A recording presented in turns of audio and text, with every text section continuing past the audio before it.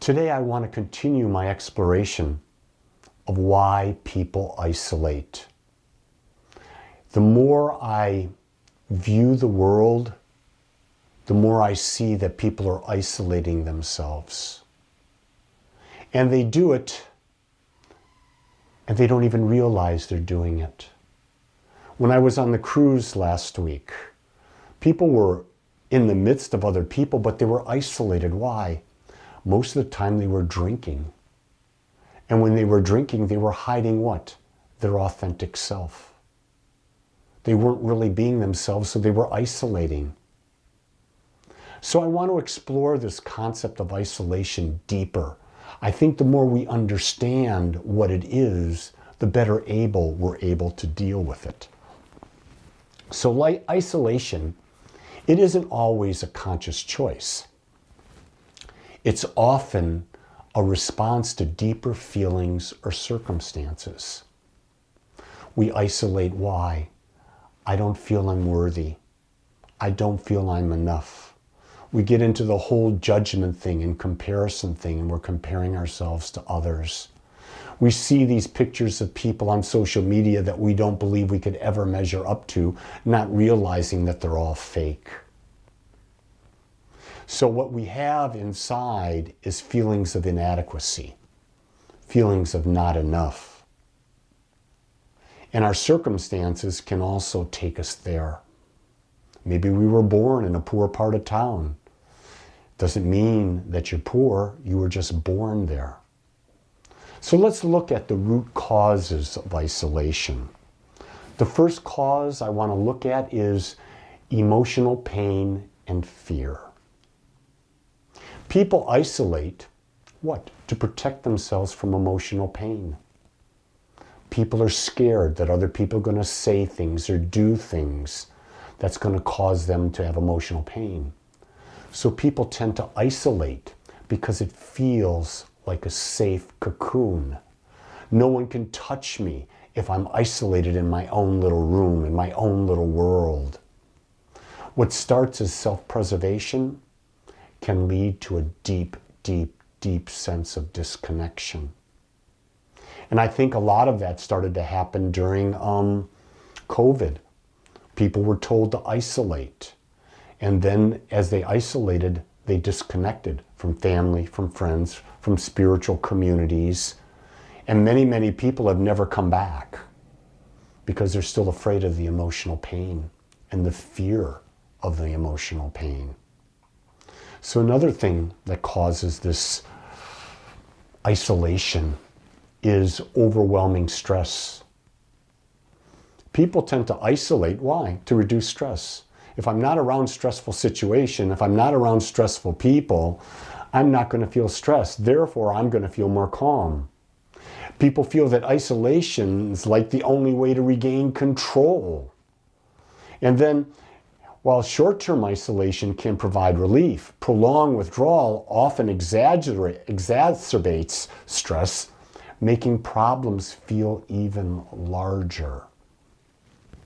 One of the things when I started meditation was to begin to understand that there's never going to be a situation where you're in the perfect room, at the perfect temperature, sitting in the perfect position, with the perfect support, with the perfect amount of noise to have that. Great spiritual teachers of meditation say, can you do that in the midst of chaos? Can you be in the midst of Times Square, close your eyes, and be calm? Can you reduce your stress in the midst of chaos by turning within and just focusing on your breath? Stress does not need to have isolation in order to be dealt with.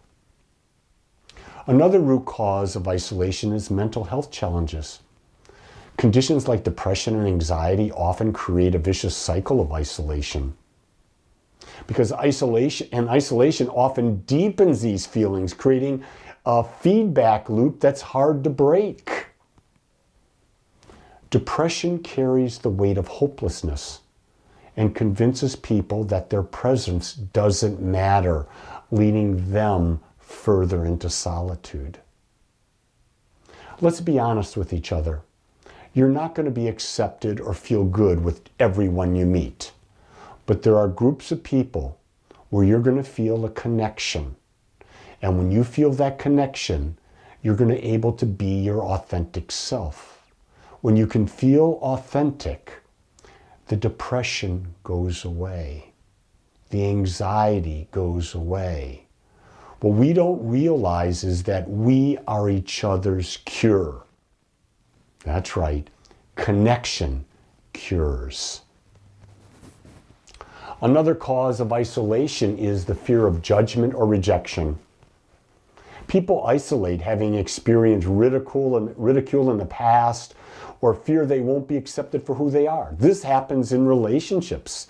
If you're out there looking for a relationship right now, you've got a lot of fear. And the biggest fear you've got is, will this person judge me?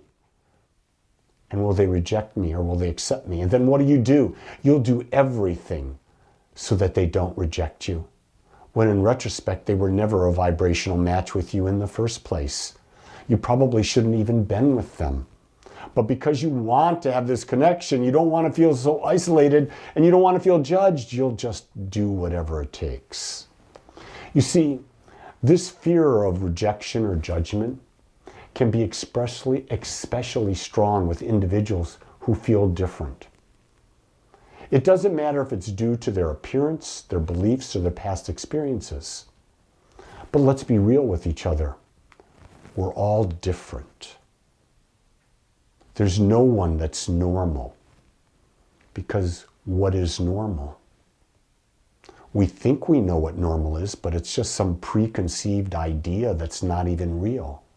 There are no two people in a world that are alike. There are no two people that have ever had the same thoughts. There are no two people that have ever had the same feelings. There's no two people on the planet that have ever lived, that ever will live, that will perceive an event the same way. So when you start to embody that idea, you realize that there's always going to be judgment and rejection, but you don't have to play the part. You see, people believe that isolation becomes a shield against perceived rejection. It doesn't shield you. The only thing that shields you from being rejected is that you don't give a flip what someone else thinks about you. You've made a conscious decision to be your authentic and real self, and what other people think doesn't matter. Another cause of isolation is cultural or social conditioning. In some cultures, vulnerability is seen as a weakness.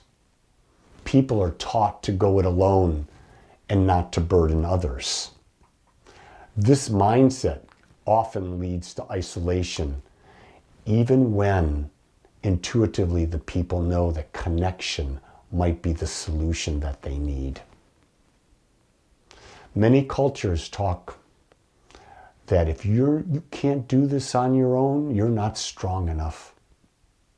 When in reality, working together as a group is always more powerful. There's power in numbers. There's power in pooling resources. There's power when we support each other. You see, isolation can be a double-edged sword. Sometimes stepping away from the noise of the world is necessary. Solitude can be healing. It can be a time for reflection and a time for self-discovery. I like my time of solitude, but I also like my time of sociability, of connection. You see, prolonged isolation, especially when driven by fear or pain, can have serious consequences. It can lead to loneliness, a decline in physical health, and even a shorter lifespan. So, how can we break the cycle of isolation? Got some ideas for you. 1, first step, awareness. If you notice it, ask why. If you notice you're isolating, ask why. This step alone can bring about a healthy change. I'm isolating, why? Oh, I bought into that people said I shouldn't be around other people because I might get this. Well, is that real? Or I used to go to this spiritual center. This happened at Agape. I used to go to this spiritual center, but now I've been away for so long, I isolated because of COVID and other things came up. I'm afraid to go back because I'm afraid of being judged. Let me just share this really quickly. No one at Agape is going to judge you. Not as long as I'm there. Because judgment is the opposite of love. And all we teach is love. So breaking this cycle of isolation, you've got to reach out with compassion. If you know someone who's in isolation, reach out compassionately and say, I'm here for you. I'm reaching out to you right now. That if you feel you're isolated and you feel you don't like it, I'm saying, I'm reaching out to you. But you got to let me know. You got to let me know how I can support you.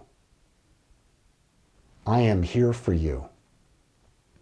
Because I've had to reach out to people and they were there for me. I'm giving forward what I received. Also, breaking the cycle of isolation, create safe spaces, whether it's a group, community, or a friendship. Safety is the foundation of trust.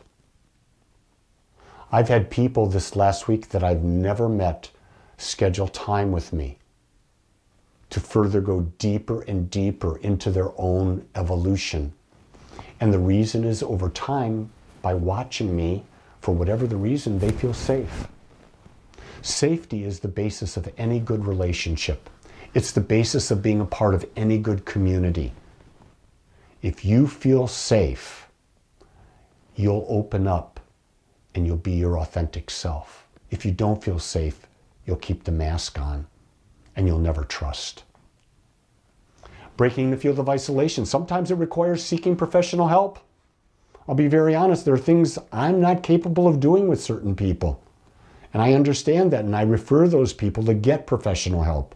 People will help them see beyond the illusion of what they've created and why they're isolating themselves. I think the number one thing that I would do is practice self-compassion and ask, what do I need right now to feel connected? What do I need right now to move out of this isolation and become a part of life? You see, I truly believe we were brought here to experience all that life has to offer. And when we isolate, we're going against the natural rhythm of life. We're going against our path to express, to explore, and to become more. You see, we're social beings by nature. Even when we isolate, it's often because we crave connection, but we don't know how to find it. By understanding the reasons behind our isolation, we can begin to bridge the gap within ourselves and with others. It always comes back to you. Everything always begins and ends with us. But sometimes we forget we're all part of the one. That's what the ego does. The ego causes us to forget that we're all interconnected. I'm here to remind you that we're all part of the one.